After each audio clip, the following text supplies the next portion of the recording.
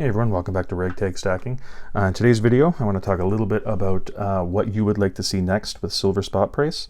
But before I do that, I just want to show you another coin that has come in from eBay. I showed you one earlier this week. Like you can see, I have my 3 piece dollars that are in the stack already out on display, and I'm going to be adding my 4th here. This is another 1922, and like I said on the previous one, sometimes the strikes are a little bit weak on these piece dollars, and you can see the dollar, or the United States up there, and the E-plur, not all of that word, but the E-plur seems to be a little bit worn off a bit.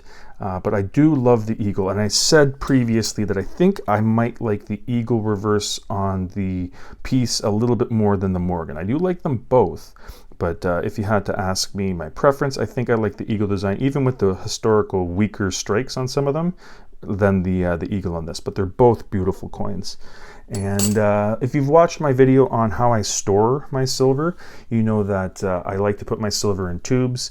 But if I don't have enough to start one, it's kind of, you know, a space issue in the safe, or in the safe, but in the monster box that I put in the safe. I like to put my coins into flips if you know, I don't have enough to start a tube. And what I do, if I have 4 of a certain coin, I'll put it into 2 different flips. And if I end up getting a 5th one of that particular coin, instead of starting a 3rd flip, that's when I start the tube. But for me, for this one, I can already start the tube now because I have 6 American silver dollars, 2 Morgans, and 2 piece dollars. I'm planning on making a mixed tube right now, but I'm just going to wait until that 5th piece dollar comes in to start the tube, and then I'll put the Morgans and the piece mixed together. But yeah, I would like to get a full tube of the mixed US silver dollars, and then going forward, eventually accumulating enough to have a 1 full tube of piece, 1 full tube of Morgans, and then maybe a tube or 2 that is mixed. So yeah, getting into today's topic, I'd like to know exactly what you guys are hoping silver will do next. Now, we all have seen some channels that are, you know, definitely pumping silver. You know what I mean? Nothing is ever bad for silver. If something happens there, it affects the spot price.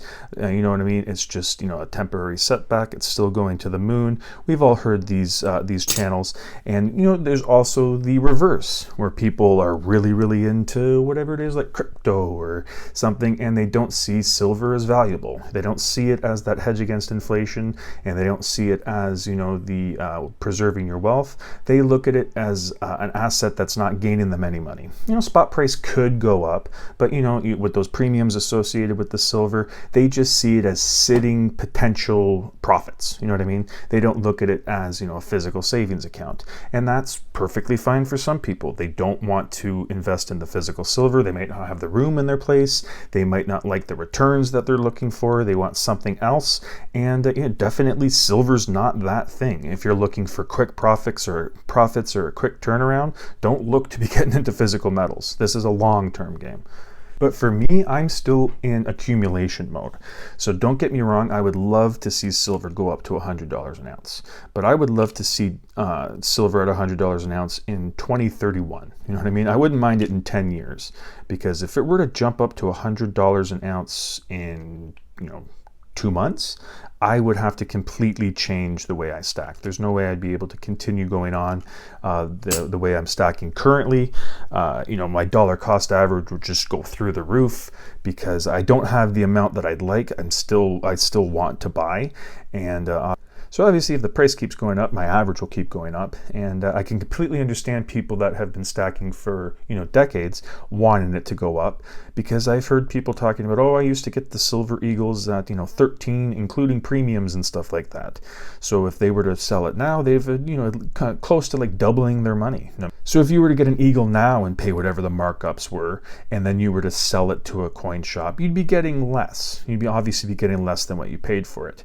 But if you were to take that eagle you bought back in the 90s or something like that, you might be getting more premium back than what you paid premium when you got it. You know what I mean? Just because of where the premiums are now.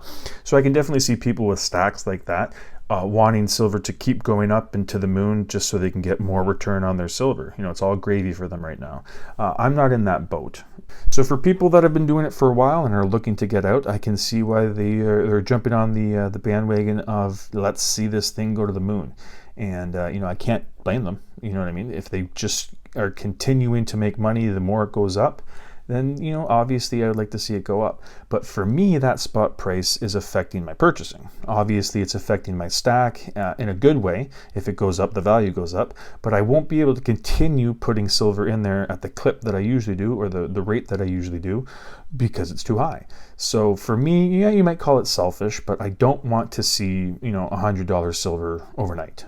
But I don't really know where silver is going to go, because I've seen things where people are saying this is the reason why it's going to go up. Here's why, you know, silver's about to go to the moon, and it just doesn't seem to be happening. You know, obviously the silver squeeze guys tried to, you know, affect it a bit and tried to have it go up.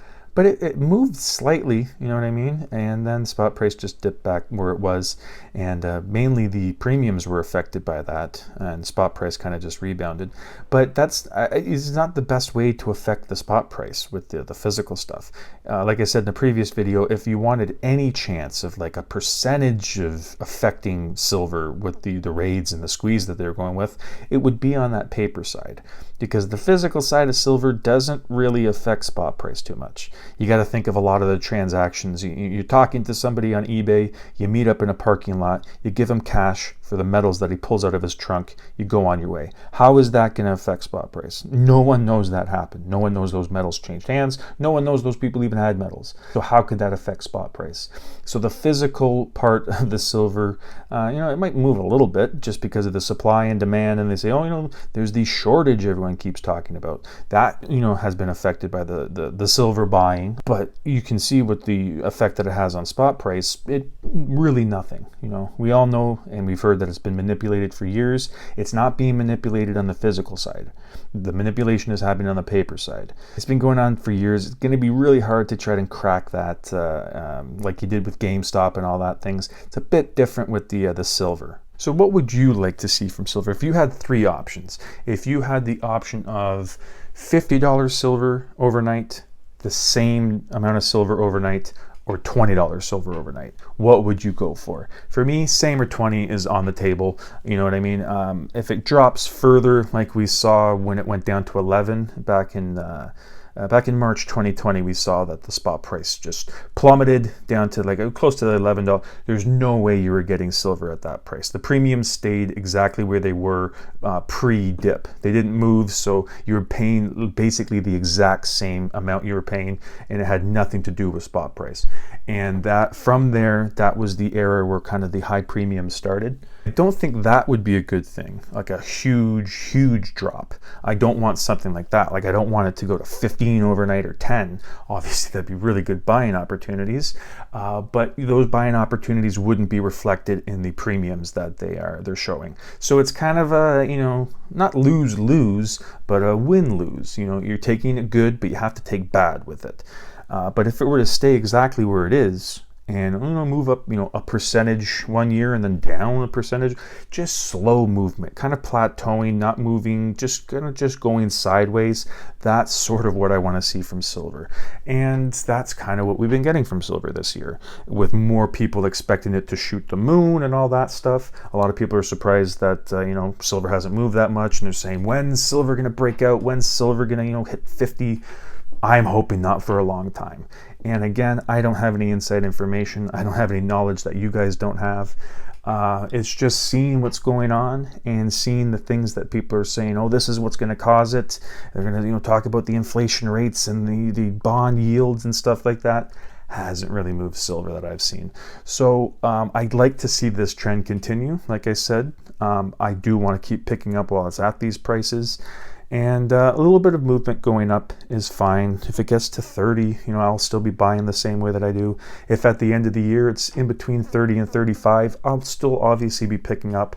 But, you know, if it were to somehow jump up to 50 by, you know, September, Labor Day or something like that, then I would definitely have to reconsider how I stack the silver. But yeah, that's just me. Some people might hope to see it get to 1,000 in 2 hours because they've already made some profit on it and they just want to keep making profit on their stack. And if I wasn't stacking, I'd be right there with you. I'd hope it go to 2,000 so you can make all the money you want. But again, being a little selfish, I don't want to see that drastic of a change. And even for those people that do want to see it go to the moon, they'll be taking advantage of these prices as well to add on to their stack in in hopes that, you know, it'll go up and shoot up. So those people will still be taking advantage of those lower prices, even though it's not exactly where they want to see silver at. And this is what I'm assuming. Some people might not want to keep adding because it will affect their dollar cost average. That's fine. I'm hoping that you'll have to wait for a couple more years before you can see it go to exactly where you want to see it. But yeah, that's it for today's video. Thank you so much for watching. I'm gonna throw the new peace dollar down there. And very happy with that one. I don't have anything coming in from eBay now. All the stuff that was outstanding has now come in. So I like getting these silver dollars, the Canadian silver dollars off of there. And I've been recently seeing some good prices on the peace dollars. So I'm gonna continue to look for that. But yeah, I just wanted to make this video because I've seen, you know, a lot of content out there about people wanting it to go up, or, you know, not complaining, but wondering why the move up hasn't happened quicker. And I've also seen some people talking about, you know, still wanting to buy and not wanting that huge bump. And like I said, let me know in the comments what boat you're in, because I'd like to know. But anyways, that's it for today's video. Thank you so much for watching, and I hope you come back for the next one. Thank you.